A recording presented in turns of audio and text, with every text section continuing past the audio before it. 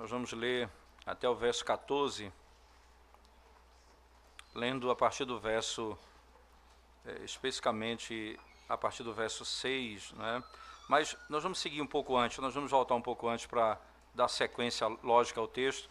Vamos pegar do verso 4 até o verso 14. Parte desse texto já foi exposto, mas vamos só recuar um pouco para entender melhor a estrutura. Romanos 6, verso 4 ao 14 diz assim: Fomos, pois, sepultados com ele na morte pelo batismo, para que, como Cristo foi ressuscitado dentre os mortos pela glória do Pai, assim também andemos nós em novidade de vida. Porque se fomos unidos com ele na semelhança da sua morte, certamente o seremos também na semelhança da sua ressurreição. Sabendo isto, que foi crucificado com ele o nosso velho homem, para que o corpo do pecado seja destruído e não sirvamos o pecado como escravos. Porquanto quem morreu está justificado do pecado. Ora, se já morremos com Cristo, cremos que também com ele viveremos. Sabedores de que, havendo Cristo ressuscitado dentre os mortos, já não morre, a morte já não tem domínio sobre ele. Pois quanto a ter morrido de uma vez para sempre, morreu para o pecado, mas quanto a viver, vive para Deus. Assim também vós considerai-vos mortos para o pecado, mas vivos para Deus em Cristo Jesus. Não reine, portanto, o pecado em vosso corpo mortal, de maneira que obedeçais às suas paixões. Nem ofereçais cada um os membros do seu corpo ao pecado, como instrumentos de iniquidade, mas oferecei-vos a Deus como ressurretos dentre os mortos, e os vossos membros a Deus como instrumentos de justiça. Porque o pecado não terá domínio sobre vós, pois não estáis debaixo da lei, e sim da graça. Oremos ao Senhor mais uma vez, irmãos. Senhor, quando abrimos a Tua palavra para ouvirmos a Tua voz, nós clamamos ao Senhor que venha desvendar os nossos olhos a fim de contemplarmos a glória do Teu Evangelho. O Cristo que morreu e ressuscitou, possamos então, unidos a Ele pelo Espírito, não mais vivermos para nós mesmos, mas para o Senhor.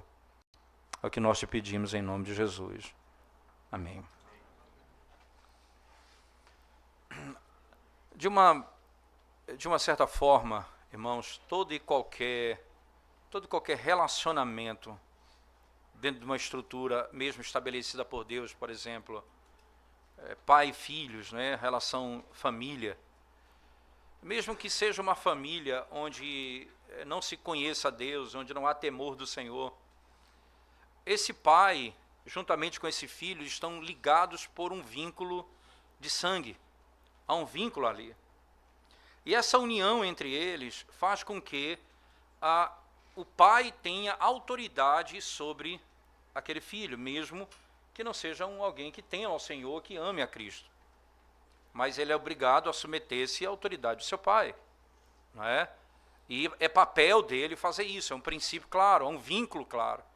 E é necessário que se reconheça o direito do pai, não é, de estabelecer os critérios de educar sua família dentro daquilo que é na normalidade, certo? E os filhos de submeter aos seus pais. Esse vínculo, não é, faz com que, quando o filho não faça aquilo que foi ordenado pelo pai, ele então tenha direito de disciplina ou de tratar com o filho de acordo com as regras que ele estipulou nesse relacionamento. Isso acontece também no Estado. Né? Mesmo que o Estado não seja cristão, em tese, que os homens que governam sejam homens que temam a Deus, é verdade também que a lei é estabelecida, você imagina a lei no que diz respeito aos impostos, e a gente vai discordar disso, a gente vai reclamar disso, a gente vai falar que está errado. Mas se você não fizer o que é dito por eles, em tese, você vai sofrer sanções do Estado. Na verdade, há uma autoridade do Estado sobre você, e não há como fugir disso, ele vai ter que tratar você segundo as leis próprias do Estado.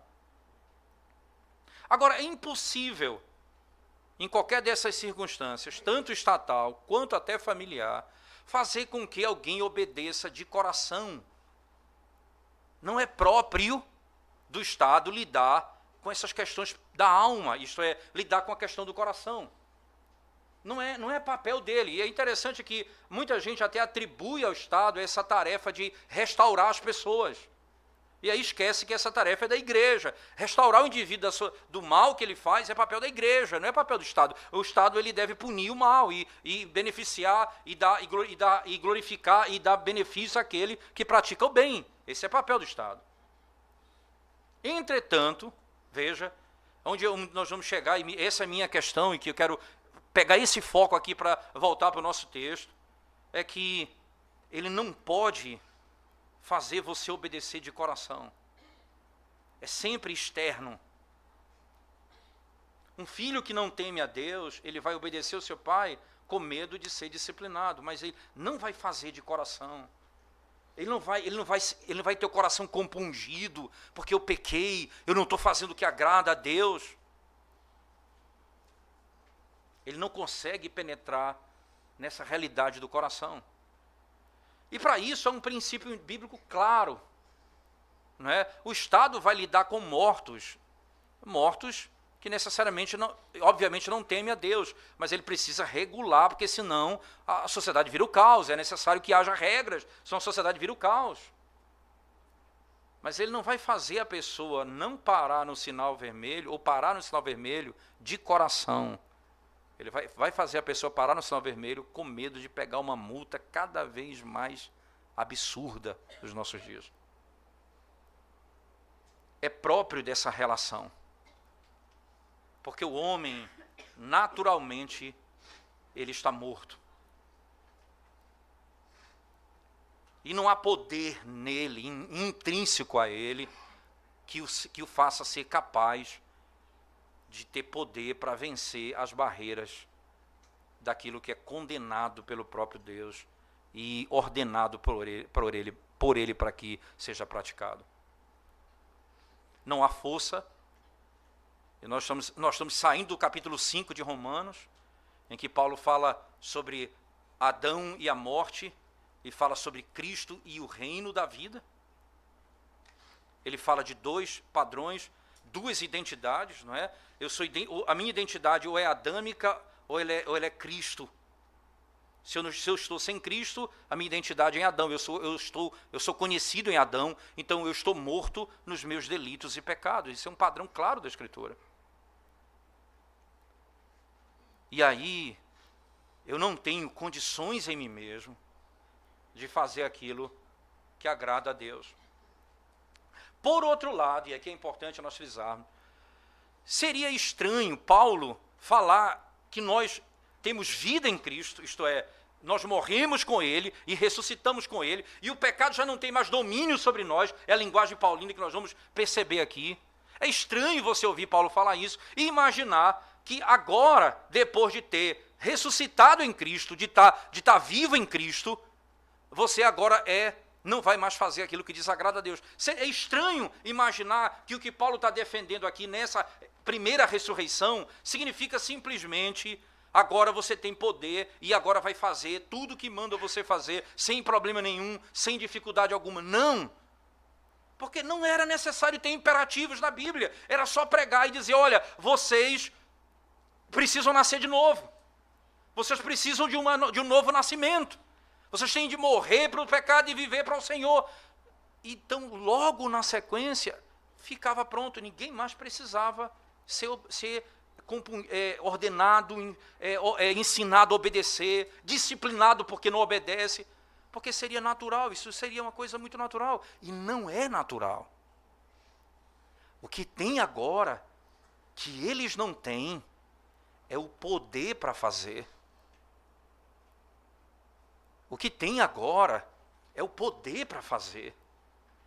Porque foi quebrado o vínculo disso.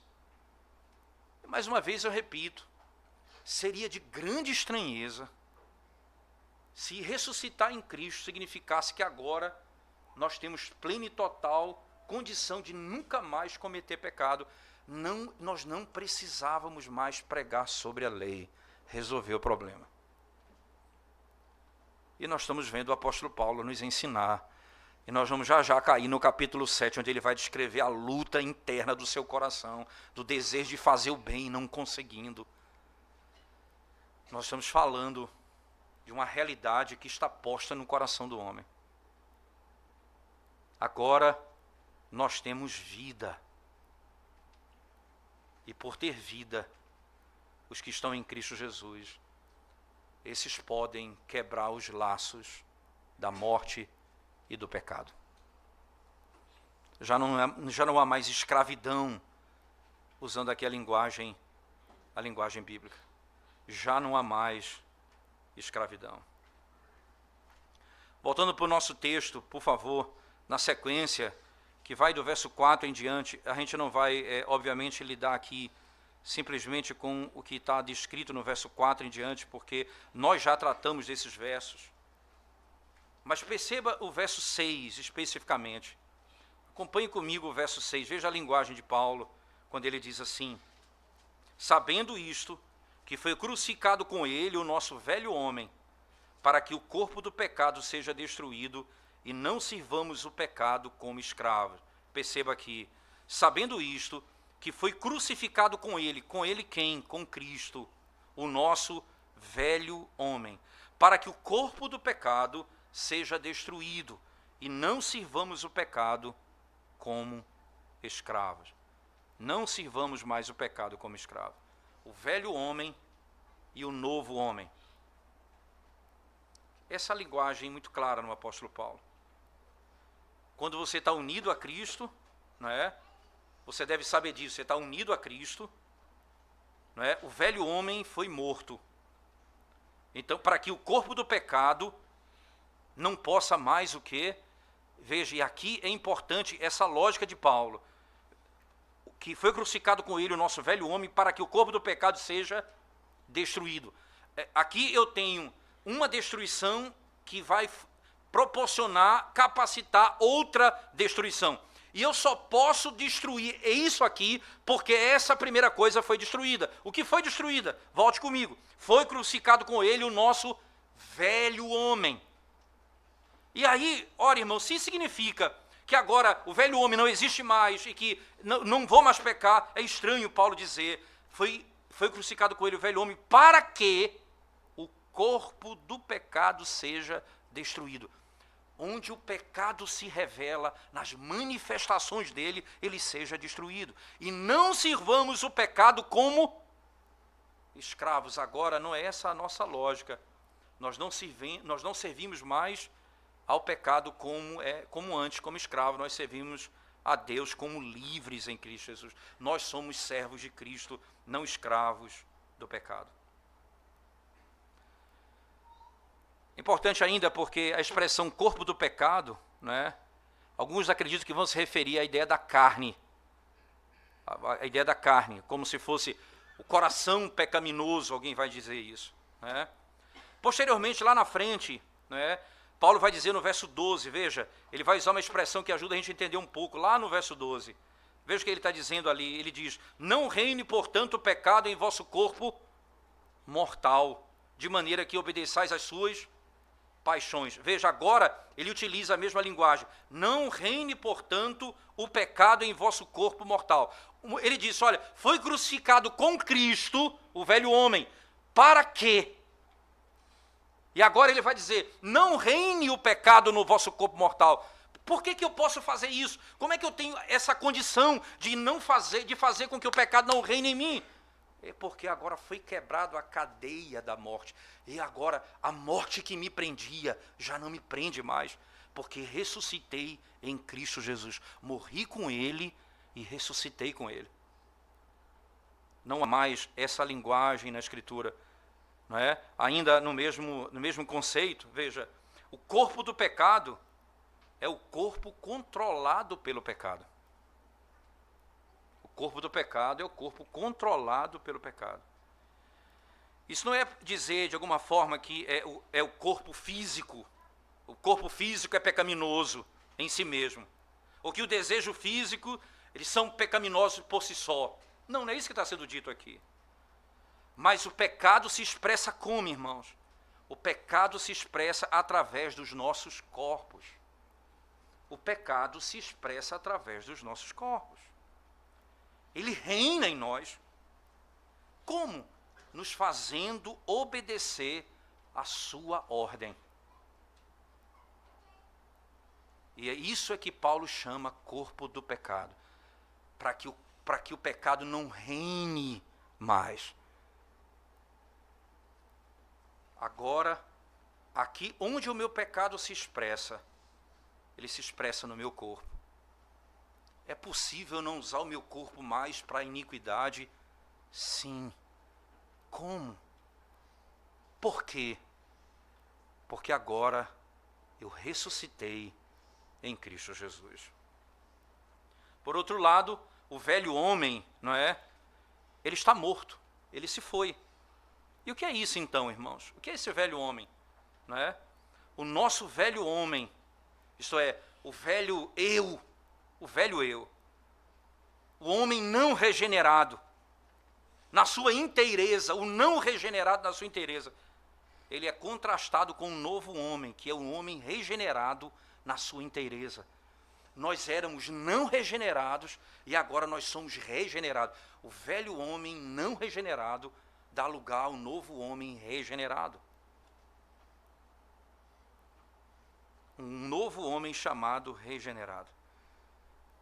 John Murray diz exatamente isso no seu comentário. Ele afirma: o nosso velho homem é o velho eu, o velho ego, o homem não regenerado, na sua totalidade, em contraste com um novo homem, como o homem regenerado em sua inteireza. Martin Lloyd Jones, comentando esse mesmo verso, diz: uma distinção vital entre o velho homem e o corpo do pecado é a distinção entre eu mesmo, com uma personalidade inteira e total, e meu corpo, eu mesmo e o meu corpo. Preste bem atenção nisso, irmãos. O velho homem se foi completamente. O velho ego se foi. Eu repito, escutem as palavras de Paulo. Já não sou eu quem vivo, mas Cristo vive em mim.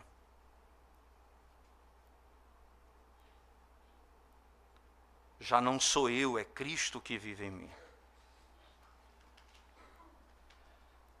Essa pessoa nova, irmãos, morreu. Essa pessoa, o velho homem morreu. E todo aquele que morreu está livre do pecado. Essa é a tese. Se você morreu, você está livre do pecado. Interessante que quando os nossos pais vão colocar lá no breve catecismo maior, o que é que os benefícios do crente na hora da morte, ele diz: nós somos completamente libertos do pecado e entramos em perfeita santidade. Todas as amarras, tudo termina. Nós morremos e não há mais nada em nós que sirva ao pecado. Como cristão, eu posso confiar numa coisa, de que eu realmente devo e preciso buscar a Deus. E eu devo amá-lo e buscar a santidade. O pecado permanece com muita força, mas ele não controla mais minha personalidade nem minha vida. Porque se ele controlasse, mesmo eu sendo um novo homem, eu não poderia mais fazer o que agrada a Deus. E por que eu faço o que agrada a Deus?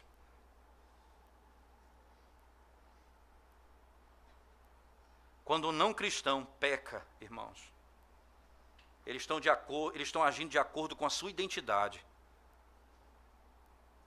Eles estão fazendo aquilo que eles são. Por que eles pecam?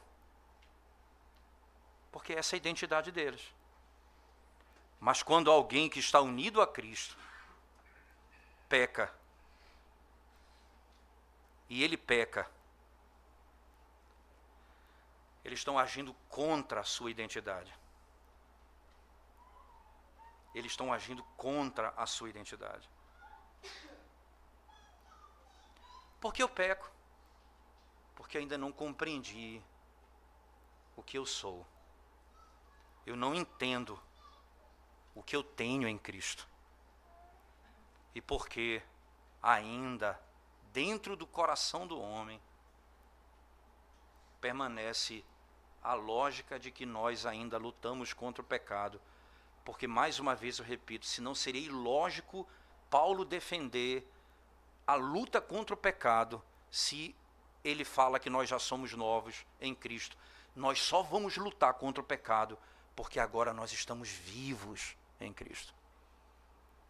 Se nós não estamos vivos, nós não vamos lutar contra o pecado.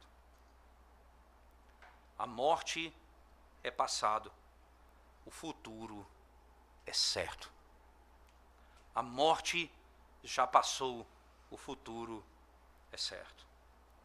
Nos versos 8 e 9, volte comigo lá, por favor, a linguagem do apóstolo Paulo, versos 8 e 9, ele diz assim: ora, se já morremos com Cristo, cremos que também com ele viveremos. Sabedores de que, havendo Cristo ressuscitado dentre os mortos, já não morre, a morte já não tem domínio sobre ele. Cristo ressuscitado dentre os mortos já não morre. E preste bem atenção, irmãos, como é interessante a linguagem de Paulo aqui, né? Nós cremos, nós sabemos, ele fala, nós conhecemos, nós cremos, que o poder da ressurreição de Cristo triunfou e triunfará em nós. A lógica de Paulo é implacável, irmãos. Se nós sabemos que nós morremos quando Cristo morreu no passado, então nós podemos viver, porque nós vivemos com Ele e viveremos com Ele no futuro. Se morremos com Ele no passado, nós viveremos com Ele certamente no futuro. A morte absolutamente não tem mais autoridade ou poder sobre nós. Por quê, irmãos? Veja que Paulo diz, quando Cristo morreu, ele morreu de uma vez por todas pelo pecado. E ele ressuscitou. E ele não pode mais morrer. É por isso que Lázaro, por exemplo, ele morreu e morreu de novo. Ele morreu, ressuscitou e morreu de novo. Os outros indivíduos que ressuscitaram no Antigo Testamento, ressuscitaram e morreram de novo. Mas somente Cristo, quando ele morre, ele ressuscita, ele não morre mais. Daí, você entende o que significa isso para o crente? Quando eu estou em Cristo, a morte já não tem mais domínio sobre mim. Porque quanto a morrer, morreu uma vez por todas. A morte já não tem mais domínio sobre ele. Ele vive para sempre. Você entende o que é isso? O poder agora contra o pecado repousa no fato de que o nosso Redentor não morre mais. Se ele não morre mais, nós estamos livres da morte. As cadeias do pecado foram destruídas. O sepulcro foi aberto. Não morremos mais se estamos nele.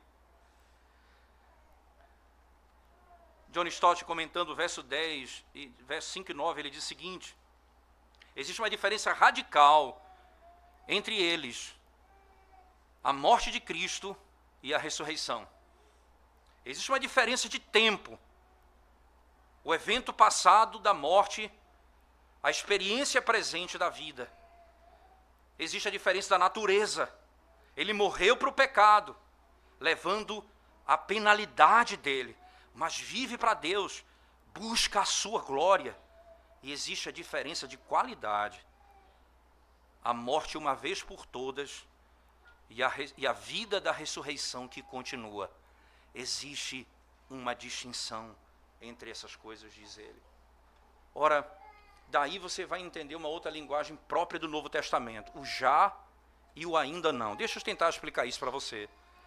Nós já provamos dos poderes da ressurreição, mas ainda não na totalidade. Porque ainda nós lutamos contra o pecado. Mas por que nós lutamos contra o pecado? Porque nós estamos vivos. O poder da vida está em nós. E por que nós queremos amar e buscamos amar o que agrada a Deus? Porque a vida está em nós, mas ainda não na sua totalidade, quando nós nunca mais teremos uma única inclinação para o pecado, quando o poder da ressurreição se revelar na sua plenitude no fim dos tempos. Eu acredito eu acho que é bem lógico o que Paulo está fazendo aqui, não é? Porque lá, por exemplo, no capítulo 8 da carta de Paulo aos Romanos, ele vai, do verso 13 em diante, veja comigo, por favor. O que ele fala aqui me parece que vai ser bem mais claro o que ele vai fazer no capítulo 8. Veja a partir do verso 13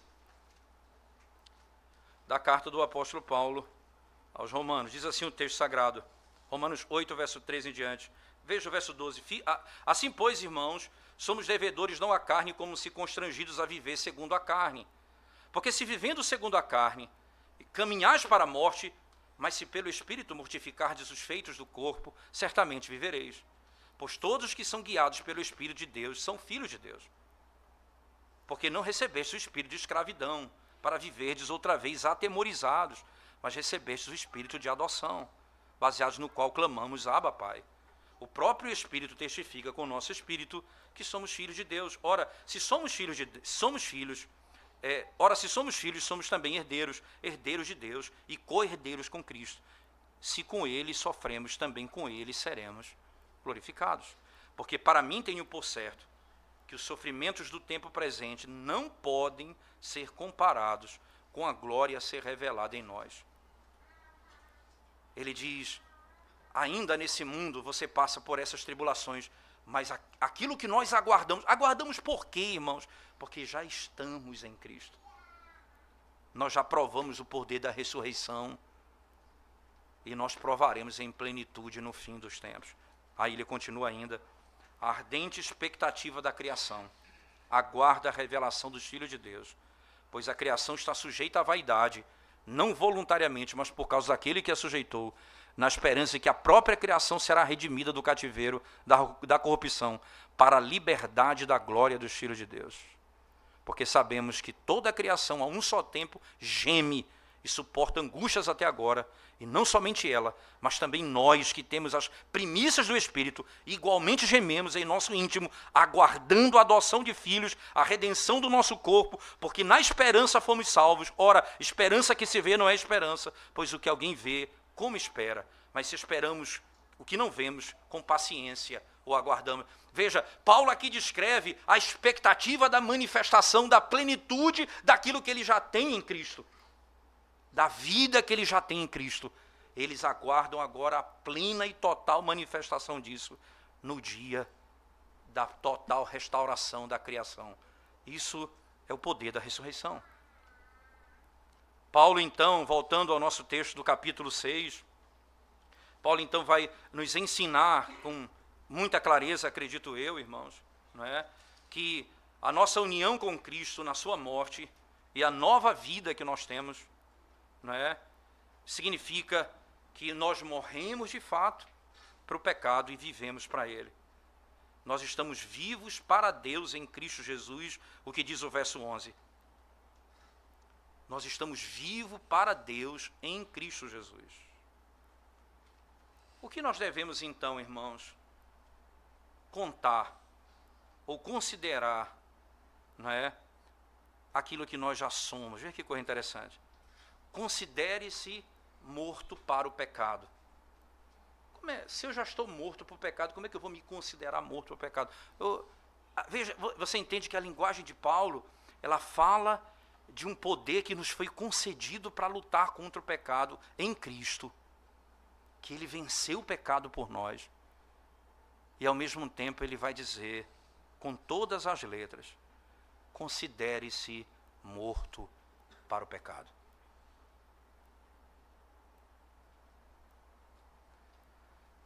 Significa dizer, entenda uma coisa, você não está mais debaixo do reino do pecado. Sabe o que é isso, irmãos? Isso aqui é uma linguagem jurídica, uma linguagem legal. Por que legal? Por que jurídica? Agora, veja a linguagem, considerem-se morto para o pecado. você já não está mais debaixo do domínio do pecado.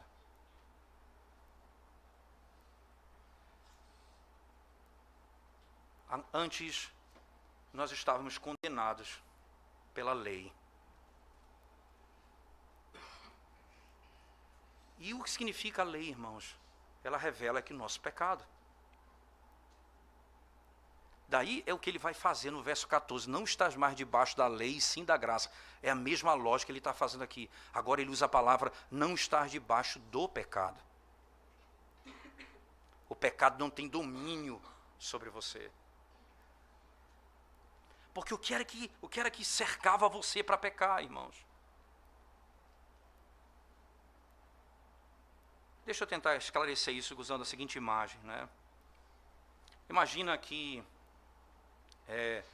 você vai fazer o inventário da família, né, e delega alguém, quem recebe poderes para isso e vai receber, que é muito natural isso, né? Um indivíduo só vai receber o dinheiro, não é todo mundo vai receber, alguém recebe e é colocado por alguém, um advogado, ou alguém que vai ser chamado para ser aquele que vai aquele vai fazer o inventário especificamente. Então o dinheiro é recebido. Vende-se a propriedade, o dinheiro vem para a conta, o dinheiro está lá. Mas enquanto você não for lá buscar, ele continua lá. É interessante eu pensar nisso porque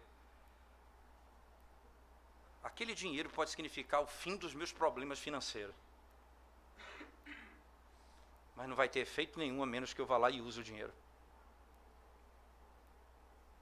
O dinheiro sozinho significa os meus problemas financeiros acabaram. Mas se eu não for lá pegar o dinheiro e pagar minhas contas, eu vou continuar devendo. Nós devemos considerar nós mesmos mortos para o pecado. A menos que nós venhamos a agir, irmãos, debaixo desse grande privilégio, nós não seremos automaticamente entendidos, ou não experimentaremos automaticamente. Você precisa viver, se apropriar, buscar. Veja, eu me chama a atenção muito a linguagem paulina, lá em Efésios, por exemplo. Paulo vai dizer lá em Efésios assim, é interessante a linguagem da oração de Paulo: eu rogo a Deus que possa abrir o entendimento de vocês, para que vocês saibam o que vocês têm em Cristo, qual é a glória do chamado, qual a riqueza da vocação de vocês, o que Cristo conquistou por vocês. Ora, e você tem tudo isso, e os seus olhos estão vendados, e Paulo diz: eu oro para isso. Você entende? Isso não é automático. É tão claro, irmãos, que o salmista, inspirado por Deus, ora assim: desvenda os meus olhos para que eu contemple as maravilhas da tua lei. Não é algo automático, não é agora eu estou enxergando tudo, eu fiz o exame de vista, botei um óculos, está tudo resolvido. Eu preciso ir lá buscar, eu preciso ir. E aí os meios que Deus deu, de graça, oração, comunhão dos santos, sacramentos, culto, dia do Senhor, os meios que ele concedeu ao seu povo, eu preciso ir lá. Foi-me concedido isso. Porque se não é assim, é estranho imaginar Paulo dizendo: você está morto, agora considere-se morto. Se eu já estou morto, eu não tenho que me considerar, eu já estou morto. Mas você só vai se considerar morto porque de fato você está morto. Você só vai acabar com seus problemas financeiros porque o dinheiro caiu na conta. Você só vai poder vencer porque Cristo venceu por você. Porque Cristo venceu por você.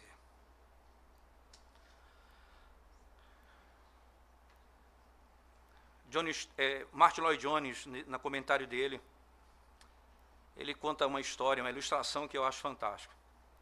Né? Ele diz o seguinte: imagine o caso daqueles pobres escravos nos Estados Unidos da América, há cerca de 100 anos atrás. Eles estavam em condição de escravidão. Então, a guerra civil americana chegou, e o resultado dessa guerra, os escravos tiveram a sua escravidão abolida nos Estados Unidos, mas o que de fato aconteceu, ele pergunta. Todos os escravos, jovens e velhos, receberam a liberdade, mas muitos dos mais velhos, que tinham passado tanto tempo de escravidão, encontraram muita dificuldade para entender o seu novo status. São livres agora. Eles ouviram falar, a escravidão terminou. E eles estão livres. Mas ele disse centenas, para não dizer milhares, experimentaram ainda a escravidão mesmo no tempo da liberdade. Quando eles estavam na rua, livres, e encontravam o seu Senhor, eles tremiam. Lá vem aquele que nos queria matar. Eles tremiam, com medo de serem presos de novo e vendidos. Então Lloyd Jones diz: você ainda pode ser um escravo experimentalmente, mesmo você não sendo um escravo legalmente. Legalmente, você é livre. Mas você continua em subserviência aos desejos do pecado.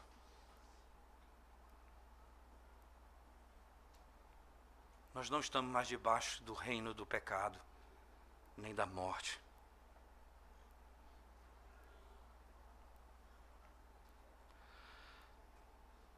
Quais são os sinais que alguém está morto para o pecado, irmãos? É porque eles não mais vivem para o pecado. Porque ele não tem mais domínio sobre eles. Alguém pode perguntar, será? O pecado não tem mais domínio sobre você, você nunca mais vai pecar? Não. Se alguém disser isso, é mentira. Lembre-se das palavras de João, na primeira carta: se alguém disser que não peca, esse é mentiroso. Agora veja mais, irmãos.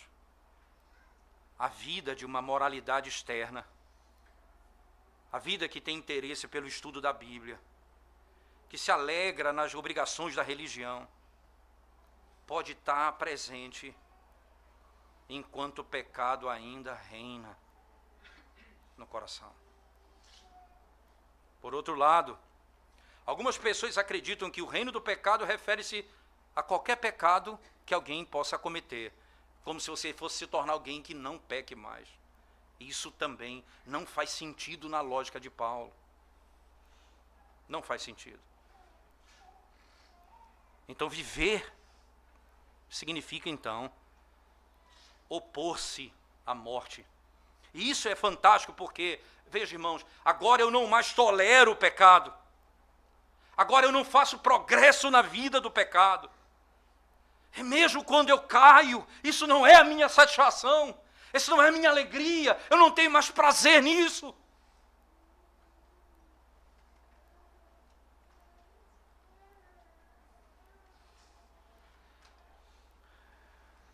Paulo não está dizendo que o cristão não possa cometer pecados particulares, não é isso que ele está dizendo. Ou que ele não possa lutar contra pecados habituais, não é isso que ele está dizendo. Ele está dizendo que eles não podem agora ir e habitar no reino do pecado. E você às vezes está preso a um pecado, porque ainda não compreendeu que você é livre. E que você é livre.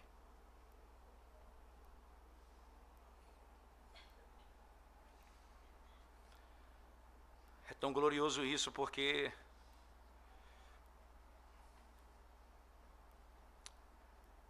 nós vamos aprender no capítulo 7 a luta do crente Paulo contra o pecado. É maravilhoso. É terrível quando alguém tenta dizer que o capítulo 7 não é Paulo crente, é o não crente, porque na lógica de Romanos isso é fantástico, você perceber que esse é o Paulo crente.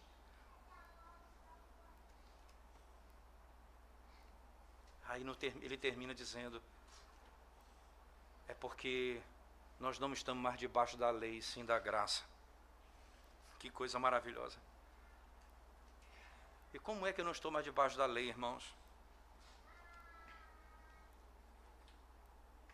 Eu não estou mais debaixo das obras de justiça. A lei para mim, eu estou livre da lei como pacto de obras. O que é o pacto de obras? É Deus dizendo, se você fizer isso, você vai viver.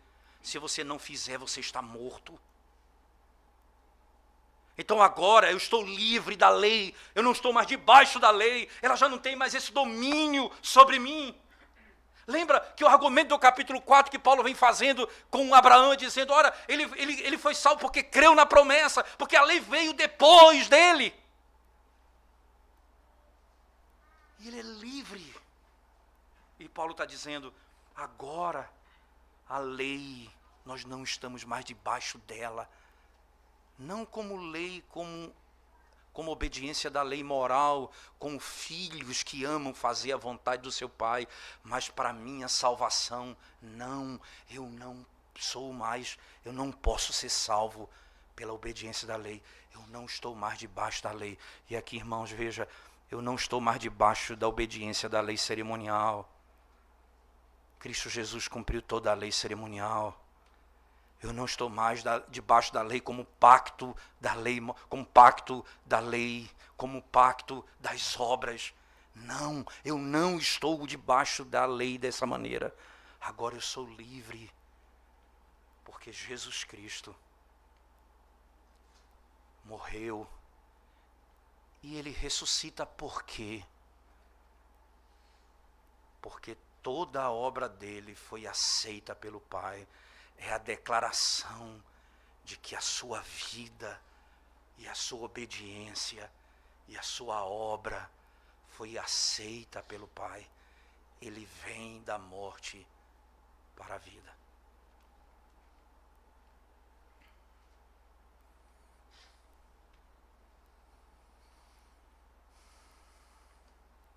O que é que eu tenho de lembrar? O que é que eu tenho de lembrar? Eu fui comprado com o sangue de Cristo. Eu fui liberto do domínio do pecado.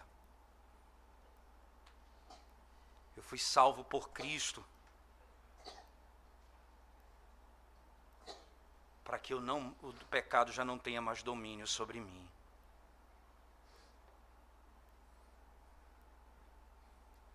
Quando nós usamos a lei para salvar a nós mesmos, os motivos para a obediência são temor e autoconfiança.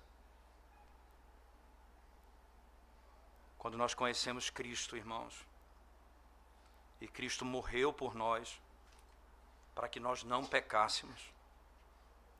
Quando nós entendemos o propósito da morte de Cristo, nosso coração se enche de gratidão. Nós encontramos o verdadeiro motivo para ser santo. Nós aguardamos, nós esperamos, nós amamos e nós oferecemos a nós mesmos. Daí é interessante que Paulo vai dizer lá em Romanos 12,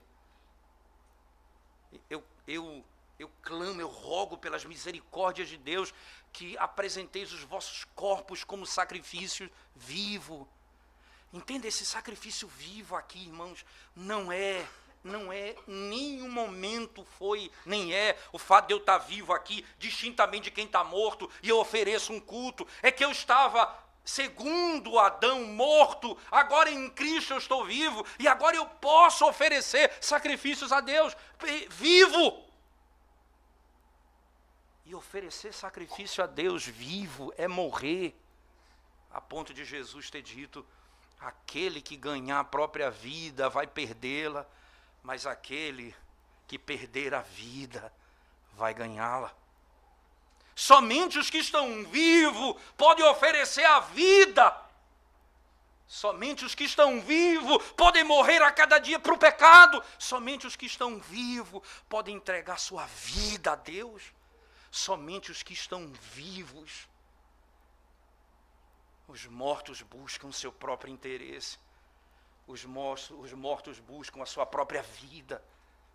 Os vivos buscam a glória de Deus.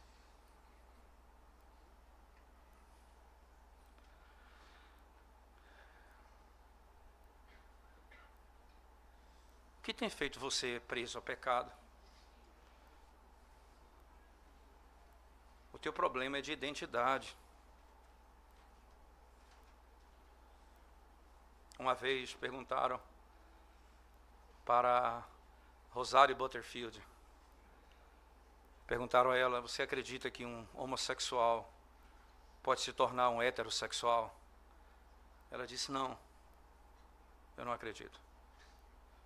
Como não acredita? A senhora não foi convertida? Ela disse: porque o que eu acredito é que quem estava morto pode viver.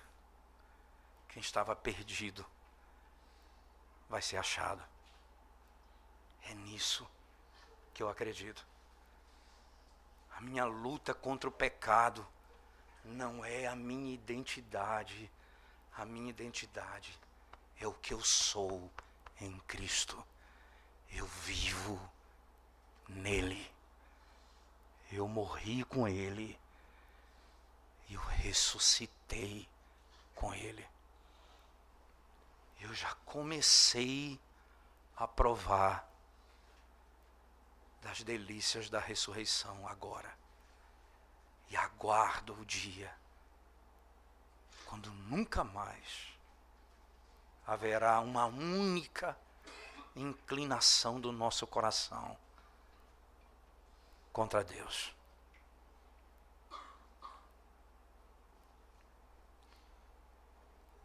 Que pecado tem crescido na sua vida?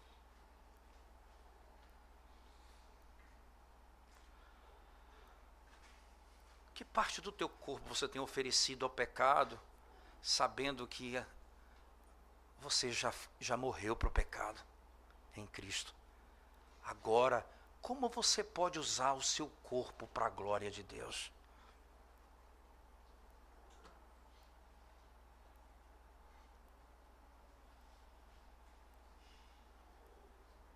Como você usava o seu recurso?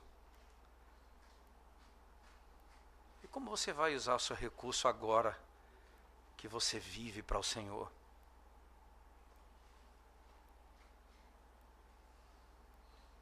Como você vai tratar a sua esposa agora que você vive para o Senhor?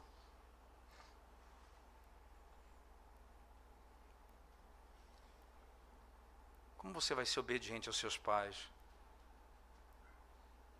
agora que você vive para o Senhor?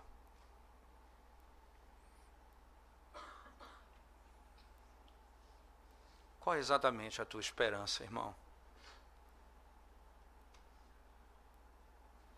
Por que você está preso ao pecado?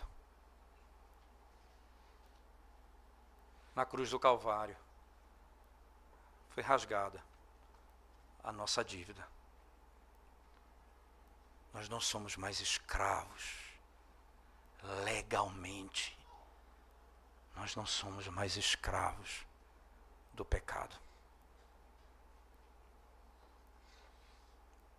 Não trema diante dos seus algozes.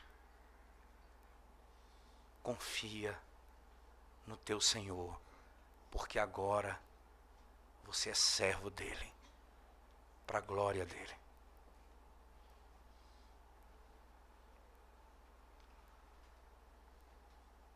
E você é apto hoje a morrer, porque você está vivo.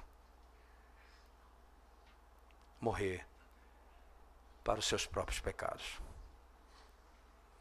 Aquele que quiser, aquele que vier após mim, negue-se a si mesmo, tome sua cruz e siga-me.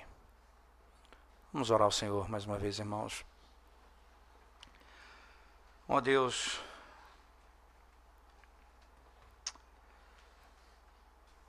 quanto eu na nossa alma, onde buscamos a glória do nosso eu, onde buscamos a reputação nossa, a glória nossa. Ensina-nos, ó Deus, pelo amor do Teu nome. Nós não vivemos mais para nós mesmos, nós não pertencemos a nós mesmos. Nós pertencemos a Ti, Senhor. Então a Tua vida é a nossa vida. Não mais, ó Deus, não mais viveremos. Não mais seremos escravos, porque o Senhor é a nossa vida. E pelo Teu Espírito nós estamos unidos a Ti. E essa união é a única que pode nos dar força para fazer o que o Senhor ordena. Se não tivéssemos vivos em Cristo, não poderíamos fazer o que o Senhor manda. Quando o Senhor diz, agora ofereçam seus corpos em sacrifício vivo ao Senhor. Nós só podemos fazer isso. Porque de fato, Senhor, porque agora a vida do Senhor está em nós. Perdoa-nos porque usamos tão mal, Deus, o nosso tempo para a glória do Teu nome. Onde o nosso coração se deixa encher de tantas ervas daninhas. Onde a glória dessa vida tem cegado o nosso entendimento. Abre os nossos olhos para contemplarmos o que nós temos em Cristo, para a glória do Teu nome. E podermos viver não mais debaixo da lei, mas debaixo da graça do Evangelho de Cristo, o nosso libertador. No nome dele nós oramos. Amém, Senhor Deus. Amém.